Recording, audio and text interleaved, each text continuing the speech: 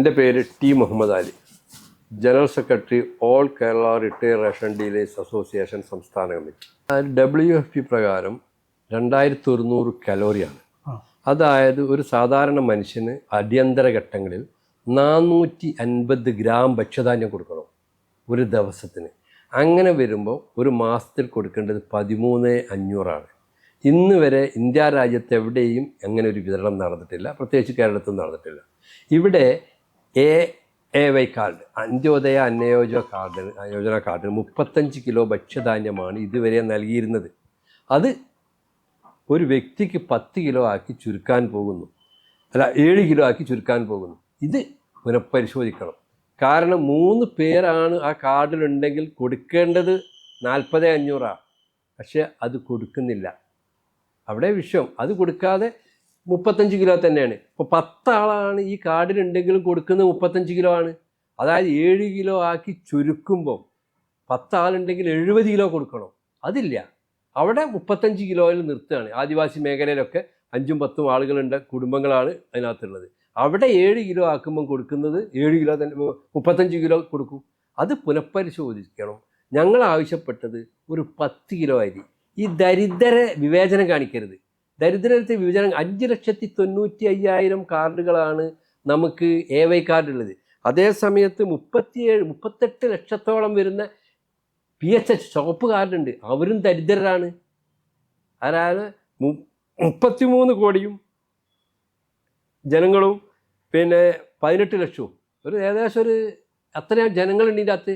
അവർക്ക് 7 കിലോ വെച്ച്, അവർക്കൊക്കെ 10 കിലോ വെച്ച് കൊടുക്കണം.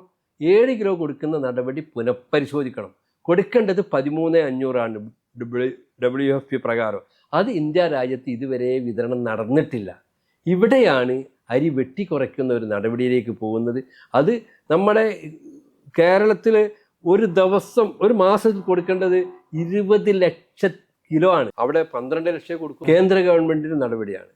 ഇത് പുനഃപരിശോധിച്ചേ പറ്റൂ. 1 ലക്ഷം ടൺ അരി ഒരു മാസത്തിൽ, ഒരു കൊല്ലത്തിൽ നമുക്ക് നഷ്ടപ്പെടാൻ പോവുകയാണ്. 1 ലക്ഷം ടൺ അരിയാണ് ഇതുകൊണ്ട് നമ്മുടെ സംസ്ഥാനത്തിന് നഷ്ടം വരാൻ പോകുന്നത്. അല്ലെങ്കിൽ തന്നെ ഇവിടെ മനസ്സിലാക്കേണ്ടത് 96 ലക്ഷം കാർഡുകളാണ് നമ്മുടെ സംസ്ഥാനത്തുള്ളത്. 2013 ഇത് നടപ്പാക്കുമ്പോൾ, ഭക്ഷ്യസുരക്ഷ നടപ്പാക്കുമ്പോൾ 70-75 ലക്ഷം കാർഡുകളാണുള്ളത്. അന്ന് നമുക്ക് തന്നത് 14.25 ലക്ഷം മെട്രിക് ടൺ മാത്രമാണ്. അതേ സമയത്ത് 26 ലക്ഷം കർണാടകയിൽ കൊടുക്കുന്നുണ്ട്, 36 ലക്ഷം തമിഴ്നാട്ടിൽ കൊടുക്കുന്നുണ്ട്. അതൊക്കെ സ്വയം പര്യാപ്ത സംസ്ഥാനങ്ങളാണ്. ഭക്ഷ്യകമ്മി ഉപഭോക്തൃ സംസ്ഥാനമായ കേരളത്തിന് വെറും 14.25 ലക്ഷം മെട്രിക് ടണ്ണാണ് നമുക്ക് തന്നുകൊണ്ടിരിക്കുന്നത്. ഇത് തന്നെ അപര്യാപ്തമാണ്. കേന്ദ്ര ഗവൺമെൻറ്റാണ് ഇതൊക്കെ നിശ്ചയിക്കുന്നത്. വർഷങ്ങളോളമായി 66 റേഷനിങ് പ്രകാരം 50 കേരളം, അതായത് നമ്മുടെ സംസ്ഥാനത്തിന് നാണ്യവിളകൾക്ക് പകരമായി അന്നത്തെ പ്രധാനമന്ത്രി പണ്ഡിറ്റ്ജി തന്നതാണ് ഭക്ഷ്യധാന്യങ്ങൾ. ഇന്ത്യ രാജ്യത്ത് മൊത്തം 5.5 ലക്ഷം റേഷൻ കടകളുണ്ട്. കേരളത്തെ സംബന്ധിച്ചിടത്തോളം 14,000-ഓളം വരുന്ന റേഷൻ കടകളുണ്ട്. ഈ സ്റ്റാറ്റ്യൂട്ടറി റേഷൻ സംവിധാനമുള്ള ഒരു സംസ്ഥാനമാണ് കേരളം. അവിടെ നിങ്ങൾ മനസ്സിലാക്കണ്ടേ, അത്രയും നല്ലൊരു സംസ്ഥാനത്ത് ഓരോ കുടുംബത്തിനും കാർഡുകളുണ്ട്. 5 ആളുണ്ടെങ്കിലേ 10 കിലോ അരി നമുക്ക് കിട്ടുന്നുള്ളൂ. അതേ സമയത്ത് ചുവപ്പ് കാർഡ് ഏകദേശം 37,70,000 വരുന്ന ചുവപ്പ് കാർഡ്, അതിൽ കൊടുക്കുന്നത് ഒരാൾക്ക് 5 കിലോ ഭക്ഷ്യധാന്യമാണ് കൊടുക്കേണ്ടത്. എത്രയാണ്? WFP പ്രകാരം 13,500. ഇതുവരെ 13,500 കൊടുത്തിട്ടില്ല. അപ്പോൾ ഇതും അവരും ദരിദ്രരാണ്. ഈ 18,35,000 വരുന്ന 5,95,000 കാർഡുള്ള AY കാർഡും ദരിദ്രരാണ്. അവർക്കിപ്പോഴാണ് അവർക്ക് 7 കിലോ അരി കൊടുക്കാൻ പറയാം. അവർക്ക് മാത്രം 7 കിലോ അരി കൊടുക്കാൻ പറയാം. ഇവിടെ അവർക്ക് 5 കിലോ അരി. എന്തിനാണ് ദരിദ്രരെ രണ്ടാക്കി തിരിക്കുന്നത്? രണ്ടും ദരിദ്രരാണ്. ഇത് PHHും AY ദരിദ്രരാണ് ഗവൺമെൻറ്റിൻ്റെ കണക്കിൽ. ഇവരെന്തിനാ 2 വിഭാഗത്തിന്? ഞങ്ങൾക്ക് പറയാനുള്ളത് ഒരു 10 കിലോ അരി ഇവർക്ക് എല്ലാവർക്കും കൊടുക്കണം. അതേ സമയത്ത് വെള്ള നീല കാർഡ് ഉടമകൾക്ക് ഒരു കൺട്രോൾ റേറ്റിന് ഒരു 15 കിലോ അരി മാസത്തിൽ കൊടുക്കണം. പ്രത്യേകിച്ച് പഞ്ഞമാസം, ഈ മാസങ്ങളിലൊക്കെ, ഈ 3 മാസത്തിലൊക്കെ നമുക്ക് അരി കൂട്ടിക്കിട്ടേണ്ടത്. നമ്മളൊക്കെ മനസ്സിലാക്കേണ്ടത്, ഓരോ ക്രൈസിസ് ഉണ്ടാകുന്ന സമയത്ത് കേന്ദ്രം പ്രഖ്യാപിക്കാറുണ്ട്. നിങ്ങൾക്കറിയാലോ, 5 കിലോ അരി എല്ലാവർക്കും കൊടുത്തു. ഏത്? കോവിഡ് കാലത്ത്. അതും PHH AY കാർഡിനാണ് കൊടുത്തത്. 5 കിലോ അരി എല്ലാവർക്കും കൊടുത്തിട്ടില്ല. 96 ലക്ഷം കാർഡുള്ളതിൽ ഏകദേശം 42 ലക്ഷത്തിനാണ് കൊടുത്തത്, ബാക്കി കൊടുത്തിട്ടില്ല. എന്നാലും അതൊരു ആശ്വാസമായിരുന്നു നമുക്ക്. അതും നമ്മൾ കൊടുത്തു. ഈ രാജ്യത്ത് ഒരു ക്രൈസിസ് ഉണ്ടാകുമ്പോൾ ആദ്യം ഗവൺമെൻറ് പ്രഖ്യാപിക്കുന്നത് സൗജന്യം റേഷനാണ്. മനുഷ്യൻ്റെ പട്ടിണി മാറ്റുന്ന ഈ സൗജന്യ റേഷൻ കൊടുക്കുന്ന റേഷൻ വ്യാപാരികൾ അത് ഞങ്ങളാ. പക്ഷെ ഞങ്ങളെ സംബന്ധിച്ചിടത്തോളം ഞങ്ങൾക്കൊരു മാന്യമായ വേതനം ഉണ്ടോ, ഇൻഷുറൻസ് പരിരക്ഷ ഉണ്ടോ, ഒന്നുമിട്ടില്ല താനും. അതാണ് റേഷൻ കാർഡ് അവസ്ഥ. ഇന്ന് നമ്മൾ ഇന്ത്യ ഗവൺമെൻറ്റിന് ഈ അരി വെട്ടിക്കുറച്ചതിന് ശേഷം നമ്മളൊരു കത്ത് കൊടുത്തിട്ടുണ്ട് ഇന്ത്യയിലെ പ്രധാനമന്ത്രിക്കും കേന്ദ്ര ഭക്ഷ്യമന്ത്രിക്കും, അതുപോലെ കേരളത്തിൽ നിന്നുള്ള മുഴുവൻ MP-മാർക്ക് നമ്മൾ കൊടുത്തിട്ടുണ്ട്. പാർലമെൻറ്റ് ഉന്നയിക്കണം. കാരണം ഒരു വ്യക്തിക്ക്, ഒരു കുടുംബത്തിന് 13,500 തരാൻ കഴിയില്ലെങ്കിൽ 10 കിലോ ഭക്ഷ്യധാന്യങ്ങളും ദരിദ്രരേഖയ്ക്ക് താഴെയുള്ള മുഴുവൻ ദരിദ്രരുടെ കാര്യത്തിൽ വിവേചനം കാണിക്കാതെ, ഏകദേശം കേരളത്തിലാണെങ്കിൽ 42 ലക്ഷം കുടുംബങ്ങളുണ്ട്, അവർക്കെല്ലാവർക്കും ഈ അരി കൊടുക്കുന്ന സംവിധാനം ഉണ്ടാവണം. അതാണ് എനിക്ക് പറയാനുള്ളത്. അവർക്കെല്ലാവർക്കും 10 കിലോ അരിയെങ്കിലും കൊടുക്കാനുള്ള സംവിധാനം ഉണ്ടാവണം. അവിടെ 5 ലക്ഷം വരുന്ന കാർഡ് 5,95,000 വരുന്ന AY കാർഡുകാർക്ക് മാത്രം കൊടുക്കുന്ന നടപടി പുനഃപരിശോധിച്ച് എല്ലാവർക്കും 10 കിലോ അരി കൊടുക്കുക. അതാണ് ഞങ്ങൾക്ക് ഇക്കാര്യത്തിൽ പറയാനുള്ളത്. പിന്നെ അരി മാത്രം പോരാ, WFP പറയുന്നത് ധാന്യങ്ങളുണ്ട്. ഒരാൾക്ക് 60 ഗ്രാം ധാന്യം കൊടുക്കണം, 30 ഗ്രാം ഓയിൽ കൊടുക്കണം. ഇതൊന്നും കൊടുക്കുന്നില്ല. അപ്പോൾ WFP പറയുന്നത് അത് കൊടുക്കാൻ ചിലപ്പോൾ കഴിയില്ലെങ്കിലും നമ്മളെ സംബന്ധിച്ചിടത്തോളം ഒരു 10 കിലോ അരി കൊടുത്ത് ഈ പട്ടിണി മാറ്റാനുള്ളൊരു സംവിധാനം ഇവിടെ WFP എന്തൊക്കെ പറയുന്നുണ്ട്, ഗർഭിണികൾക്ക് കൊടുക്കണം, കുട്ടികൾക്ക് കൊടുക്കണം, അങ്ങനെ ഒരുപാട് വിഷയം ഭക്ഷ്യസുരക്ഷയെ പറയുന്നുണ്ട്. ഇതൊക്കെ പരമാവധി ചെയ്തിട്ടുണ്ടോ എന്നുള്ളത് നമ്മൾ പരിശോധിക്കേണ്ടതുണ്ട്. റേഷനെ സംബന്ധിച്ചിടത്തോളം, റേഷൻ ഒരു മനുഷ്യനെ സംബന്ധിച്ചോളം, നമ്മളെ കേരളത്തെ സംബന്ധിച്ചിടത്തോളം ഓരോ 1.5-2 കിലോമീറ്ററിനുള്ള റേഷൻ കടകളുണ്ട്. എല്ലാ കുടുംബത്തിനും റേഷൻ കടകളുണ്ട്. ഒരു കാലത്ത് 24 ലക്ഷം മെട്രിക് ഭക്ഷ്യധാന്യം കിട്ടിയ സംസ്ഥാനമാണ് കേരളം. അന്ന് 70 ലക്ഷം 80 ലക്ഷം കാർഡുള്ളൂ.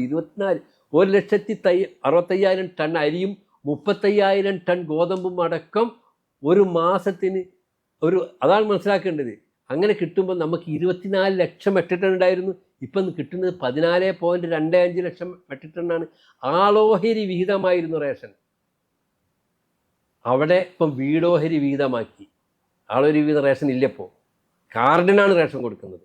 ഇതൊക്കെ പുനഃപരിശോധിക്കേണ്ടതില്ലേ? ഈ ഒരു കാലത്തിന് മനുഷ്യൻ ദരിദ്രതയിലേക്ക് പോകുമ്പോൾ, ദരിദ്രരില്ല എന്ന് പറയുമ്പോൾ ഇപ്പോഴും ഒരു നേരത്തെ അന്നത്തിന് വേണ്ടി ഇന്ത്യ രാജ്യത്ത് ഏകദേശം 5.5 ലക്ഷം റേഷൻ കടകളുണ്ട്. അപ്പോൾ അഖിലേന്ത്യാ കമ്മിറ്റി അടിയന്തരമായി മീറ്റിംഗ് വിളിച്ചിട്ടുണ്ട്.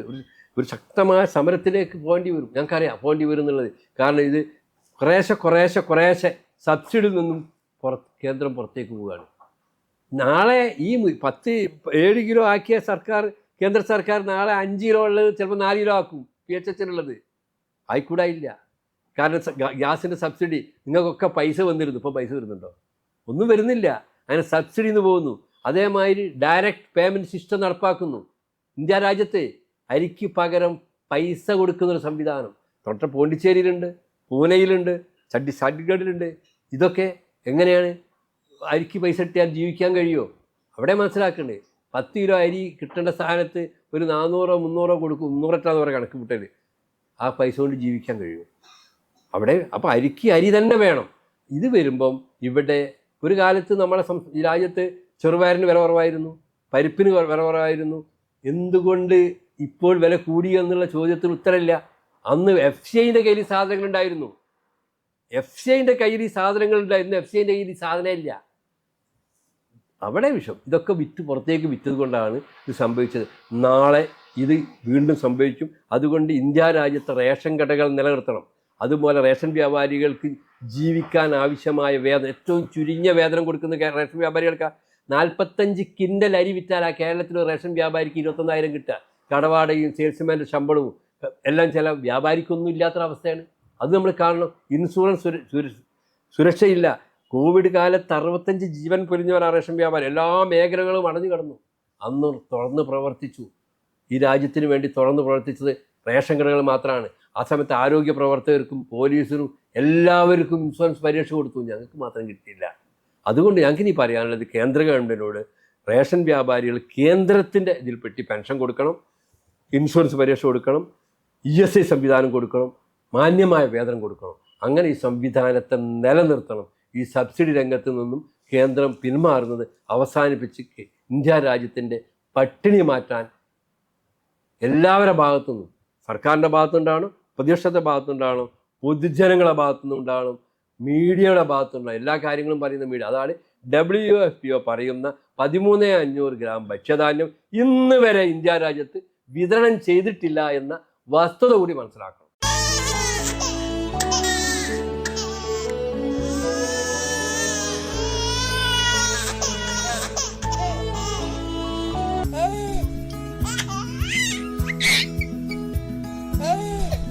Invest your sleep on right mattress.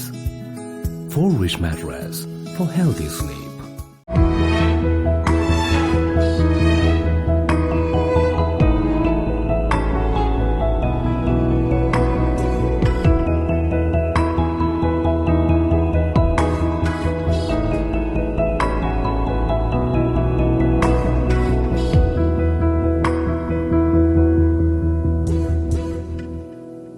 Kadodi Gold and Diamonds, Mavur, Puvattuparambur.